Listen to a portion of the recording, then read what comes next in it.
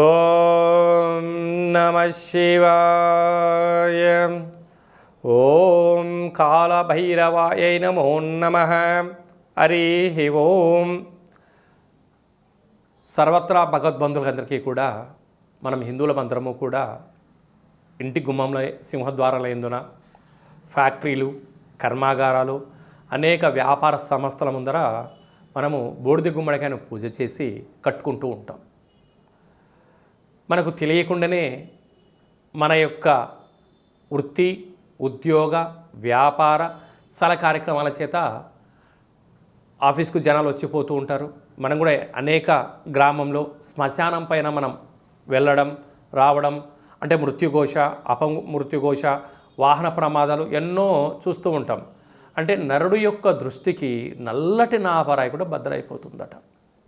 మొదటి ఇండికేషన్ ఏమిటయ్యా అనగా, ఈరోజు మనకు మన పైన నరదృష్టి ఒకరు చూశారు, లేకుంటే మనం మంచి వస్త్రాలు ధరించాం, అంటే మనం అందంగా అలంకారం అయ్యాం, 4 బంగారు ఆభరణాలు పెట్టుకున్నాం, మంచి కారులో పోతున్నాం.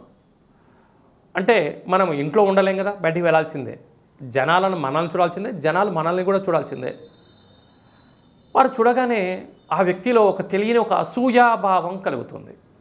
ఏంట్రా ఎలా ఉన్నారు అబ్బాయి, మేడం గారు ఎంత అద్భుతంగా ఉన్నారండి, మహాలక్ష్మిలా ఉన్నారు అని మొదట అనుకుంటారు.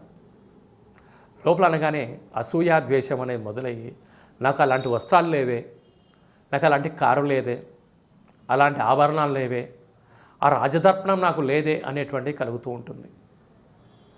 అంటే కలియుగ కాలంలో ధనం, కనకం, కీర్తి, ప్రతిష్ట ఈ 3 ఉండబడి ఎక్కడైతే ఉంటాయో, అంటే అందంగా ఉన్న సమస్యే, ఉన్నతమైన వస్త్రాలు అలంకరించుకున్న సమస్యే. అంటే చిన్న స్థాయి వారు వాళ్ళని చూసి అలాగా బతకాలి అనుకుంటాడు, తప్పులేదు. కానీ తనలో ఒక నెగిటివిటీ యొక్క ప్రభావము, ఏమున్నారు అబ్బాయి అనుకోవడం అనే తనలో ఉన్న నెగిటివిటీ యొక్క ప్రభావము మనపైన సంచరిస్తుంది. అప్పుడు మనం ఇంటికి రాగానే స్నానం చేస్తాం, వస్త్రాలు తీసేస్తాం, ఉతికిన వస్త్రాలు ధరింపజేస్తాం, పడుకుంటాం. ఎంత ప్రయత్నం చేసినా నిద్ర రాదు. మొదటి లక్షణం. రెండవ లక్షణం, ఇంట్లో ఏదైనా సడన్గా అబ్బాయి కానీ అమ్మాయి కానీ ఆడవాళ్ళు కానీ చెప్పడానికి ప్రయత్నం చేసిన చిరాకు, కోపం, కొట్టాలనిపించడం, లేదంటే చేతిలో వస్తువు కిందికి వేసి కొట్టాలనిపిస్తూ ఉంటుంది. ఇంట్లో నాకు ఏంటి ఎన్నడూ లేని విధంగా ఇలా ప్రవర్తిస్తున్నాడు అని రెండో రోజు తెలిసిపోతుంటుంది. మూడవ రోజు ఇంట్లో వాళ్ళు ఎంత రుచికరంగా వంట చేసినా ఆహారం రుచించకపోవడం. నాలుగవది, ఇంటి గుమ్మం పైట కట్టిన గుమ్మడికాయ కుళ్ళిపోతూ ఉంటుంది. అప్పుడు మనకు తెలియదు. వర్షం వచ్చినప్పుడు మన తలపైన గొడుగు ఉన్నంత వరకు గొడుగు యొక్క విలువ తెలియదు. కుళ్ళిపోగానే ఈ ప్రభావం ఎక్కడ పడుతుంది? గతంలో మనం అప్పులు చేసి ఉంటాం, సడన్గా ఫోన్ చేస్తాడు, ఇబ్బంది పెడతాడు, ఏమనలేం. ఈ కోపాన్ని ఆఫీస్లో స్టాఫ్ పైన, ఇంట్లో కుటుంబం వాళ్ళపైన చూపిస్తాం.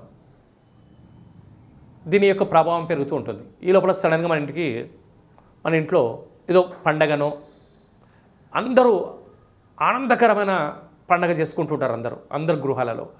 మన ఇంట్లో ఒక చిన్న విషాదం, బంధువులకి ఏదో అయిందనో, లేకుంటే మన కుటుంబంలో ఏదో జరిగిందనో, ఏదో వాహన ప్రమాదం, ఏదో ఒకటి. గ్రామము, రాష్ట్రము, దేశమంతా ఆనంద మహోత్సవాలతో ఉంటే మనం ఒక్కసారిగా విషాదంలో ఉండబడిన పరిస్థితి ఉంటుంది. వీటన్నిటికీ కారణం నరదృష్టి. కనుక ఇలాంటివి ఏదైనా ఎవరికైనా అందరి జీవితాల్లో జరుగుతూ ఉండబడిన లక్షణమే.